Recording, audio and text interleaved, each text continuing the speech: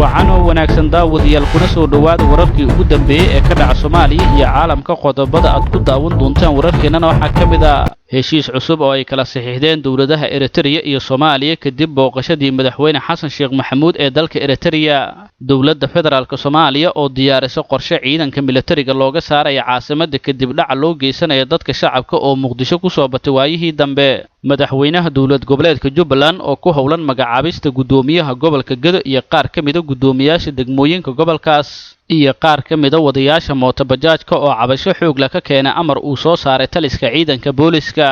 intaasi daawadayaal waxay ahaayeen qodobadii ugu waaweynaa wararkeena imikiyaatan u diyaar garooba daawashada iyagii oo intaa ka dhameystiran waa 12 bisha 7 sanada 2022 hadii ay taa markii kuugu horeyso oo soo booqatay channelkeena haylaawina subscribe tiraadid kadibna aad furatid calaamada gambaleelka si ay kuu soo gaaraan wararkii ugu dambeeyay ee ka dhaca Soomaaliya iyo caalamka siina gaarsii saaxiibadaada jecel horumarka dalka adigoo ku share gareynaya baraha bulshada inagoo ka dheeraanayna wax walba dalkana dib u celin kara aynu ku bilownay dawladda Soomaaliya ayaa bilowday qorshe magaalada Muqdisho looga saarayo ciidanka militariga kadib cabasho xoog leh oo ka soo yeeraysa mudooyinkii dambe shacabka ku dhaqan caasimadda kuwaas oo dhac joogta ay u geysanayeen rag ku labisan dareeska ciidanka militariga Soomaaliya ayaa saraakiil ku jirta ciidamada militariga dawladda Soomaaliya waxay bilaabeen qorshe caasimadda looga saarayo dhammaan dadka ku labisan dareeska ciidanka ee ka tirsan militariga qorshahan ayaa si gaar ah waxa xilligan kaga arrinsaday mas'uuliyiin sarsare oo ku jirta dawladda iyo saraakiisha ciidanka militariga Soomaaliya kuwaas oo go'aamiyay in gabi ahaanba caasimadda laga saaro ciidankan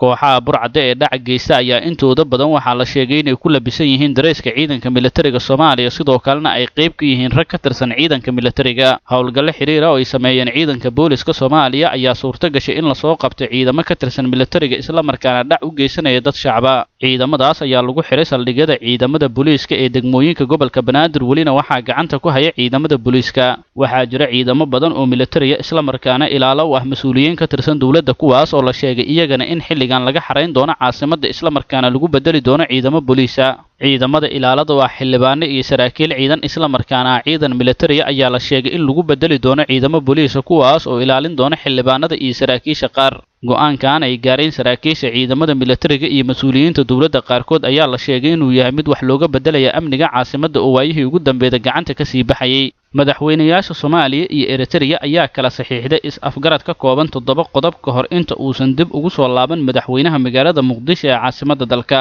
qodobadan ayaa ah kuwa labada dawladood ay ku heshiiyeen isla markaana heshiiskaas uu ahaa mid uu dhex maray labada madaxweyne ee Soomaaliya iyo Eritrea koow dhiirigelinta xiriirka walaaltinimo ee labada shacab ee Eritrea iyo Soomaaliya oo ay ku jiraan bulshada qurba joogta labo adkeynta iskaashiga siyaasadeed midka diblomaasiyadeed si hore loogu sii wado maslaxada labada wadan ee Eritrea iyo Soomaaliya saddex balaarinta iskaashiga dhaqan dhaqaale ee labada dal iyadoo si gaar ah awoodda loo saarayo ganacsiga maalgashiga amniga biyaha beeraha kalluumaysiga caafimaadka iyo waxbarashada afar isdhexgalka iskaashiga farshaxanka ciyaaraha dhaqanka tiknoolajiyadda iyo sayniska shan iskaashiga lagu ilaalinayo bay'ada iyo xalinta dhibaatooyinka ka dhashay isbeddelka cimilada lix sare u qaadida iskaashiga difaaca iyo nabadgelyada si nabadda iyo xasiloonida loo ilaaliyo toddoba in laga wada shaqeeyo xiriirka wanaagsan ee iskaashiga iyo isku furnaanta dhaqaalaha geeska Afrika toddobadan qodob ayaa ah kuwa ay ku heshiiyeen labada madaxweyne ee Soomaaliya iyo Eritrea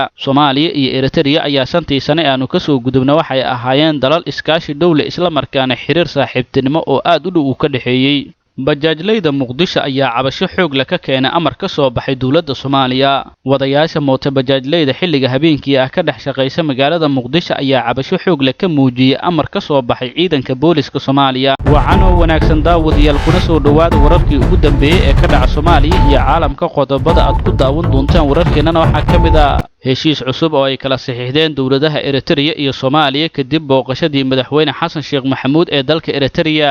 dawladda federaalka Soomaaliya oo diyaarisay qorshe ciidanka militariga looga saarayo caasimadda kadib dhac loo geysanayo dadka shacabka oo Muqdisho ku soo batay waayihii dambe madaxweynaha dawlad goboleedka Jubbaland oo ku howlan magacaabista gudoomiyaha gobolka Gedo iyo qaar kamid ah gudoomiyaasha degmooyinka gobolkaas iyo qaar kamid ah wadayaasha mootobajaajka oo cabasho xoog la ka keenay amar uu soo saaray taliska ciidanka booliska intaasi daawadayaal waxay ahaayeen qodobadii ugu waaweynaa wararkeena imikiyaatan u diyaargarooba daawashada iyagii oo intaa ka dhammaystiran waa 12 bisha 7 sanada 2022 haddii ay taa markii kuugu horreyso ood soo booqatay janalkeena haylaawina subscribe tiraadid kadibna aad furatid calaamada gambaleelka si ay kuu soo gaaraan wararkii ugu dambeeyay ee ka dhaca Soomaaliya iyo caalamka siina gaarsii saaxiibadaada jecel horumarka dalka adigoo ku share gareynaya baraha bulshada inagoo ka dheeraanayna wax walba dalkana dib u celin karaa aynu ku bilownay dawladda Soomaaliya ayaa bilowday qorshe magaalada Muqdisho looga saarayo ciidanka militariga kadib cabasho xoog leh oo ka soo yeeraysa muddooyinkii dambe shacabka ku dhaqan caasimadda kuwaas oo dhac joogto ay u geysanayeen rag ku labisan dareeska ciidanka militariga Soomaaliya ayaa saraakiil ku jirta ciidamada militariga dawladda Soomaaliya waxay bilaabeen qorshe caasimadda looga saarayo dhammaan dadka ku labisan dareeska ciidanka ee ka tirsan militariga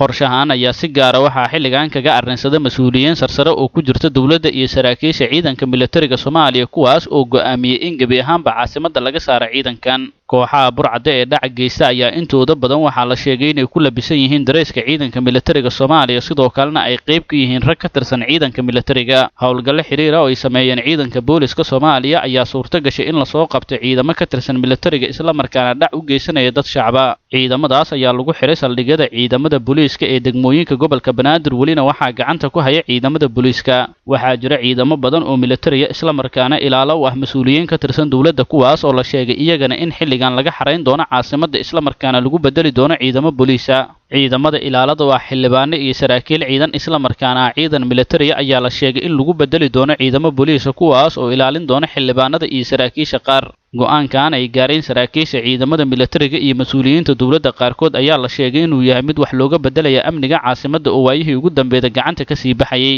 madaxweynayaasha Soomaaliya iyo Eritrea ayaa kala saxiixday is-afgarad ka kooban 7 qodob ka hor inta uusan dib ugu soo laaban madaxweynaha magaalada Muqdisho ee caasimadda dalka qodobadan ayaa ah kuwa labada dawladood ay ku heshiiyeen isla markaana heshiiskaas uu ahaa mid uu dhex maray labada madaxweyne ee Soomaaliya iyo Eritrea koow dhiirigelinta xiriirka walaaltinimo ee labada shacab ee Eritrea iyo Soomaaliya oo ay ku jiraan bulshada qurba joogta labo adkeynta iskaashiga siyaasadeed midka diblomaasiyadeed si hore loogu sii wado maslaxada labada wadan ee Eritrea iyo Soomaaliya saddex balaarinta iskaashiga dhaqan dhaqaale ee labada dal iyadoo si gaar ah awoodda loo saarayo ganacsiga maalgashiga amniga biyaha beeraha kalluumaysiga caafimaadka iyo waxbarashada afar isdhexgalka iskaashiga farshaxanka ciyaaraha dhaqanka tiknoolajiyadda iyo sayniska shan iskaashiga lagu ilaalinayo bay'ada iyo xalinta dhibaatooyinka ka dhasha isbeddelka cimilada lix sare u qaadida iskaashiga difaaca iyo nabadgelyada si nabadda iyo xasiloonida loo ilaaliyo toddoba in laga wada shaqeeyo xiriirka wanaagsan ee iskaashiga iyo isku furnaanta dhaqaalaha geeska Afrika